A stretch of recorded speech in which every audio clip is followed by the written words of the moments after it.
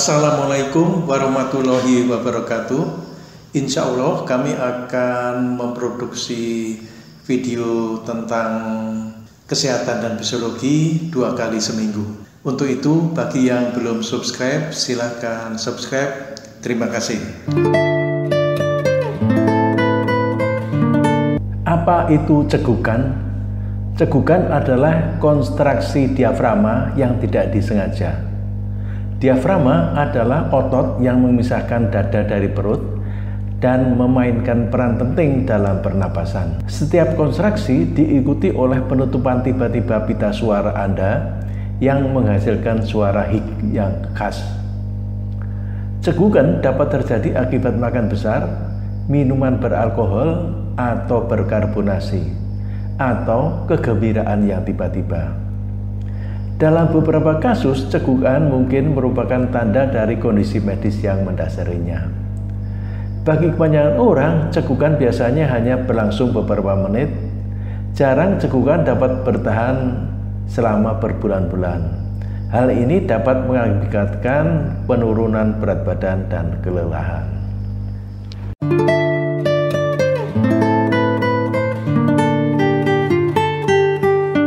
Cegukan pada janin. Kapan cegukan pada janin dimulai? Ibu hamil mungkin mulai merasakan cegukan janin pada trimester kedua atau ketiga. Banyak ibu mulai merasakan gerakan tersentak-sentak ini di bulan ke-6 kehamilan mereka. Tetapi seperti gerakan janin, setiap orang mulai merasakannya pada waktu yang berbeda. Beberapa bayi mengalami cegukan beberapa kali sehari, janin lain mungkin tidak melakukannya sama sekali. Penyebab cegukan tidak dipahami dengan baik. Ini berlaku untuk mengapa mereka terjadi pada anak-anak dan orang dewasa juga. Satu teori adalah bahwa cegukan janin berperan dalam pematangan paru-paru. Berita baiknya adalah, dalam banyak kasus, refleks ini normal dan hanya bagian dari kehamilan. Penting untuk dicatat bahwa cegukan janin secara umum dianggap sebagai pertanda baik. Namun setelah minggu ke-32, cegukan janin lebih jarang terjadi setiap hari. Anda mungkin ingin menghubungi dokter Anda jika bayi Anda terus cegukan pada setiap hari setelah periode ini, dengan episode yang berlangsung lebih dari 15 menit, atau jika bayi Anda mengalami 3 rangkaian cegukan atau lebih dalam sehari.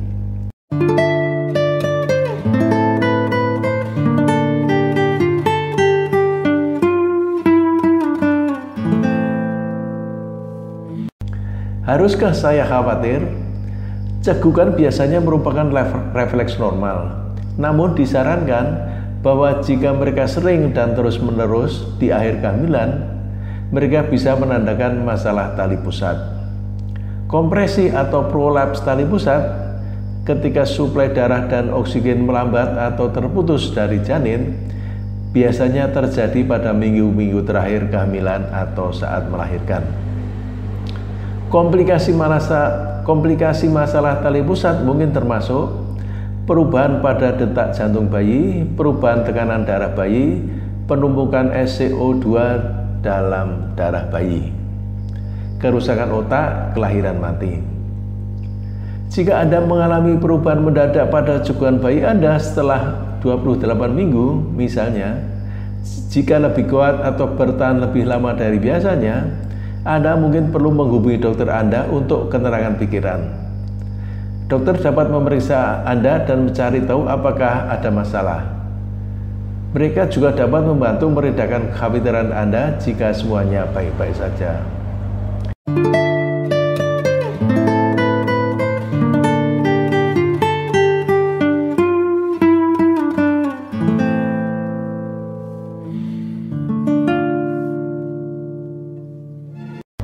Mengapa bayi cegukan di dalam rahim? Berbeda dengan anak-anak dan orang dewasa, melahap makanan siang terlalu cepat tidak akan menyebabkan cegukan pada janin.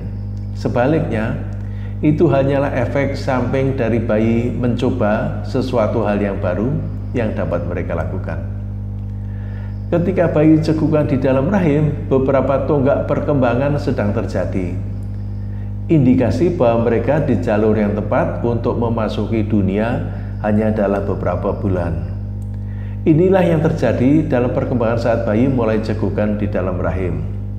Sistem pernapasan. Kemampuan bayi untuk menghirup dan mengeluarkan cairan ketuban dan karena cegukan adalah pertanda baik bahwa diafragma mereka berkembang dengan baik. Proses ini sebenarnya dimulai sekitar minggu ke-10, meskipun Anda mungkin tidak akan benar-benar merasakan cegukan janin selama beberapa bulan lagi. Sistem saraf bayi. Cegukan janin menunjukkan aktivasi saraf yang mengontrol diafragma. Mereka membantu memastikan bahwa otak dan sumsum tulang belakang utuh dan melakukan pekerjaan mereka. Dengan kata lain, cegukan janin berarti bahwa bayi secara neurologis cukup berkembang untuk bertahan hidup di luar rahim. Ini merupakan kabar baiknya. Refleks bayi.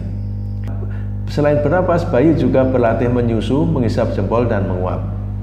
Dan semua aktivitas ini juga dapat menyebabkan cegukan pada janin. Cegukan janin seberapa sering masih disebut normal? Karena setiap kehamilan adalah unik, tidak ada aturan keras dan tepat tentang seberapa sering cegukan janin harus atau tidak boleh terjadi. Cegukan janin dapat terjadi secara acak dan sering, terkadang beberapa kali dalam sehari. Namun beberapa bayi tampaknya tidak terlalu banyak cegukan, dan itu juga tidak masalah selama Anda merasakan gerakan lain di perut. Perhatikan bahwa jika Anda melakukan hitungan tendangan harian dengan bayi, yaitu mencatat seberapa sering mereka bergerak dalam 1 jam selama waktu yang sama setiap hari, jangan hitung cegukan sebagai bagian dari perhitungan gerakan Anda.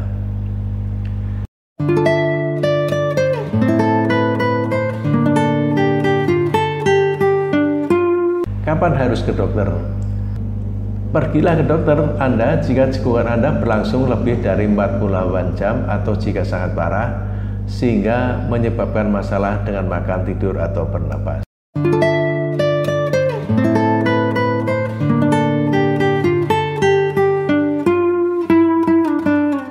Penyebab. Sama seperti pada orang dewasa, cegukan pada bayi disebabkan oleh kejang pada diafragma bayi yang kecil dan berkembang. Otot besar yang membentang di bagian bawah tulang rusuk dan bergerak naik turun saat kita bernapas. Meskipun tidak ada yang tahu pasti mengapa kita cegukan, kecegukan ini dapat dipicu oleh banyak hal. Cegukan pada bayi baru lahir paling sering disebabkan oleh bayi yang makan terlalu banyak, makan terlalu cepat, atau menelan banyak udara. Semua hal ini dapat menyebabkan distensi perut atau peregangan perut. Saat perut membuncit, perut benar-benar mendorong diafragma yang menyebabkannya kejang dan terjadilah cegukan. Cegukan pada bayi baru lahir sangat umum terjadi setelah atau bahkan selama menyusui. Cukuplah untuk mengatakan, jika bayi mulai cegukan saat Anda mencoba menawarkan lebih banyak payudara atau botol, anggap itu sebagai petunjuk untuk mengambil nafas. Beberapa ahli percaya cegukan pada bayi bisa disebabkan oleh makanan dan asam yang naik dari perut saat bayi sudah kenyang. Cegukan bayi juga dapat dikaitkan dengan makan berlebihan atau makan terlalu cepat. Untuk itu, Anda mungkin bisa mencegah cegukan dengan memberi makan bayi secara perlahan dan mengambil jeda untuk bersendawa. Cegukan pada bayi juga disebabkan oleh perubahan suhu perut yang tiba-tiba. Katakanlah, misalnya, Anda memberi bayi susu dingin dan kemudian beberapa menit kemudian memberi mereka sereal nasi hangat. Kombinasi ini justru bisa memicu bayi cegukan. Selain pemicu terkait pemberian makan, sesekali kasus cegukan bayi atau bayi baru lahir yang konstan dapat disebabkan oleh sesuatu yang sama sekali berbeda. Pelakunya biasanya gastroesophageal reflux atau GER, seperti yang sering disebut. Ketika bayi menderita reflux gastroesophagus, makanan yang dicerna sebagian dan cairan asam dari lambung mengalir kembali ke kerongkongan, menyebabkan rasa terbakar dan tidak nyaman. Karena kerongkongan melewati diafragma, kerongkongan bisa teriritasi dan menyebabkan banyak bayi cekukan. Kedengarannya intens tetapi cukup umum dan tidak terlalu menimbulkan masalah bagi bayi. Penting untuk dicatat bahwa cekukan itu sendiri bukanlah tanda refleks. Berikut adalah beberapa petunjuk lain yang harus diwaspadai yang berarti GER. Bayi lebih sering menangis. Bayi melengkungkan punggungnya secara berlebihan selama atau setelah menyusui secara teratur. Bayi meludah lebih dari biasanya. Jika Anda melihat beberapa gejala ini dan menduga cekukan bayi atau bayi baru lahir, itu mungkin karena reflux gastroesophagus. Bicarakan dengan dokter Anda. Kabar baiknya, dalam kondisi ini mudah diobati.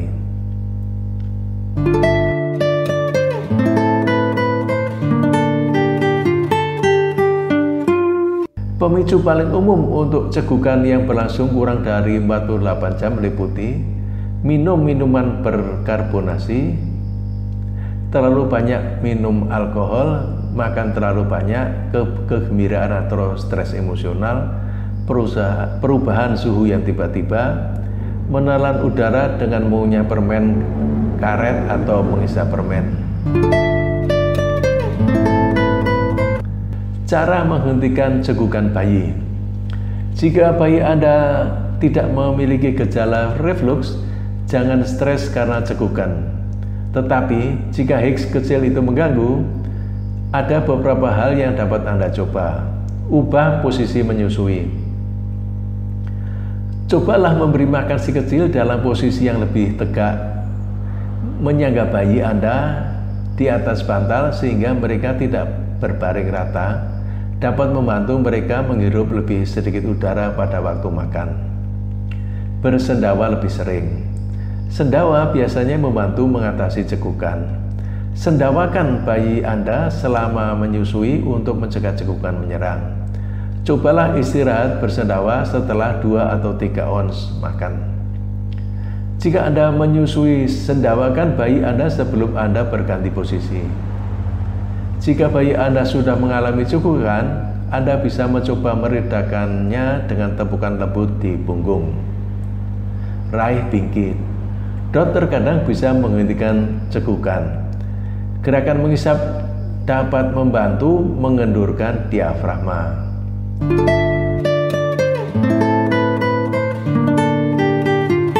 Mengatasi cekukan pada orang dewasa. Sebagian besar kasus cekukan hilang dengan sendirinya tanpa perawatan medis. Jika kondisi medis yang mendasari penyebab cekukan Anda, pengobatan penyakit itu dapat menghilangkan cekukan. Perawatan berikut dapat dipertimbangkan untuk cekukan yang telah berlangsung lebih dari 2 hari. Obat-obatan. Obat-obatan yang dapat digunakan untuk mengobati cekukan jangka panjang meliputi baclofen, klorpromazin, metoclopramid, pembedahan, dan prosedur lainnya. Jika perawatan kurang invasif tidak efektif, dokter Anda mungkin merekomendasikan suntikan anestesi untuk memblokir saraf refrenik, Anda untuk menghentikan cekukan. Pilihan lain adalah dengan operasi implan perangkat yang dioperasikan dengan baterai untuk memberikan stimulasi listrik ringan ke saraf vagus Anda. Prosedur ini paling sering digunakan untuk mengobati epilepsi, tetapi juga membantu mengendalikan cekukan yang persisten.